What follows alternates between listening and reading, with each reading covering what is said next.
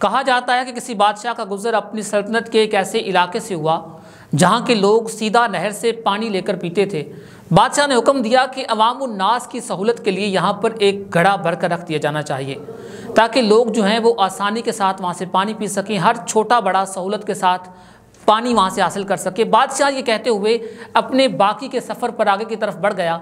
शाही हुक्म पर एक घड़ा खरीद कर नहर के किनारे पर रख दिया गया। एक एहलकार ने मशवरा दिया कि यह घड़ा अवामी दौलत से ख़रीद कर शाही हुक्म पर यहाँ पर रखा जा रहा है, इसलिए ज़रूरी है कि इसकी हिफाजत का बंदोबस्त भी किया जाए और एक संतरी को चौकीदारी के लिए वहाँ पर मुकर्रर कर दिया गया। संतरी की तैनाती के हुक्म मिलने पर कबाहत भी सामने आई कि घड़ा भरने के लिए किसी माशकी का होना भी बहुत ज़रूरी है और हफ्ते के 7 दिन एक माशकी या फिर एक संतरी को यहाँ पाबंद नहीं किया जा सकता, इसलिए 7 दिन एक शख्स यहाँ पर मौजूद होना चाहिए जो बिला तातुल यहाँ पे काम करता रहे।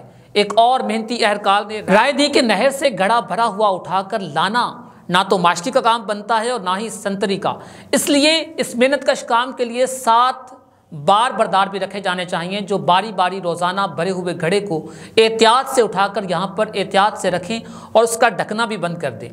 एक और दूरअंदेज मुसाहिब ने यह फरमाया कि इन तमाम लोगों को रखकर काम को मुनज़्ज़म तरीके से सरअंजाम देने के लिए इन सब एहलकारों का हिसाब किताब और तनख्वाहों का निज़ाम चलाने के लिए मुंशी रखने भी ज़रूरी होंगे। अकाउंटिंग का बाकायदा इदारा बनाना होगा, अकाउंटेंट मुतय्यन करना होंगे। 1 और 2 जो फैम और शख्स सामने आए, उन्होंने मशवरा दिया कि ये इसी सूरत में यकीनी बनाया जा सकता है कि हर अच्छे तरीके से काम को चलाया जा सकता है। तो इन सारे बाशियों और संतरियों और बार बरदारियों से बेहतर तरीके से काम लेने के लिए एक ज़ाती मामलात का एक शोबा कायम करना पड़ेगा। एक और मशवरा आया कि ये सब कुछ ठीक हो रहा है मगर मुलाजमीन के दरमियान में लड़ाई झगड़ा या कोई ज़्यादती हो जाए तो इसका तस्फिया और उसके दरमियान में सुलह सफाई कौन करवाएगा ताकि बिला तातुल काम चलता रहे। इसलिए मेरी राय है कि खिलाफ वर्जी वालों और खिलाफ वर्जी करने वालों की तफ्तीश के लिए कानूनी अमूर का महकमा भी होना चाहिए।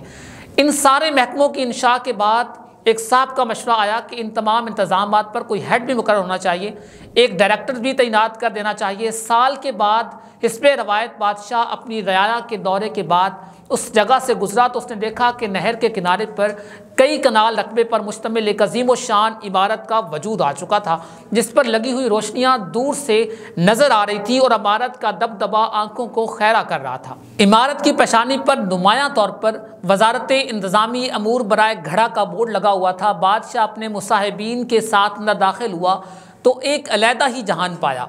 इमारत में कई कमरे, मीटिंग रूम्स, दफातर कायम थे। एक बड़े से दफ्तर में आराम की कुर्सी पर अजीम शान चौबर मेज़ के पीछे सुरमई बालों वाला एक पुरवकार मौजूद शख्स बैठा हुआ था जिसके सामने तख्ती पर उनके अलकाबात प्रोफेसर डॉक्टर 2 जंगों का फातेह फला बिन फलान डायरेक्टर जनरल बराए मामलात सरकारी घड़ा लिखा हुआ था। बादशाह ने हैरत के साथ अपने वजीर से उस इमारत का सबब पूछा और साथ ही उस अजीबो गरीब महकमा के बारे में पूछा जिसका उसने अपनी ज़िंदगी में कहीं नाम भी नहीं सुना था। बादशाह के वजीर ने जवाब दिया, हुजूरे वाला, ये सब कुछ आपके हुक्म पर ही हुआ है जो आपने पिछले साल अवामुन नास की फलाह और आसानी के लिए यहाँ पर घड़ा नस्ब करने का हुक्म दिया था। बादशाह मजीद हैरत के साथ बाहर निकलकर उस घड़े को देखने गया जिसको लगाने का उसने हुक्म दिया था। बादशाह ने देखा कि घड़ा ना सिर्फ खाली और टूटा हुआ था बल्कि उसके अंदर एक बरा हुआ परिंदा भी पड़ा था।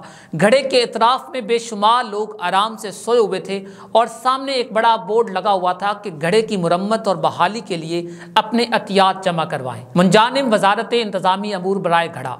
नाज़रीन, इस कहानी को सुनाने का मकसद दर हकीकत पाकिस्तान की मौजूदा हालत को बताना है कि हर आने वाला शख्स इस वतन अजीज़ को अपने तरीके से इस्तेमाल करने की कोशिश करता है, अपने मुफादात के लिए पैसा इकट्ठा करता है और उसके बाद उसको अपने तरीके से इस्तेमाल करना शुरू कर देता है। आप अगर पाकिस्तान की तारीख उठाकर देखें तो पाकिस्तान वो मुल्क है जिसने चाइना जैसे ममालिक की मदद की। आज वही पाकिस्तान दर दर पर कासा गदाई लिए फिर रहा है और लोगों से मदद मांग रहा है। इसके पीछे वजूहात क्या है आप मैं हम सब बाखूबी जानते हैं। इसके साथ ही अपने मेज़बान आके फयाज को दीजिए इजाज़त। अल्लाह निगहबान।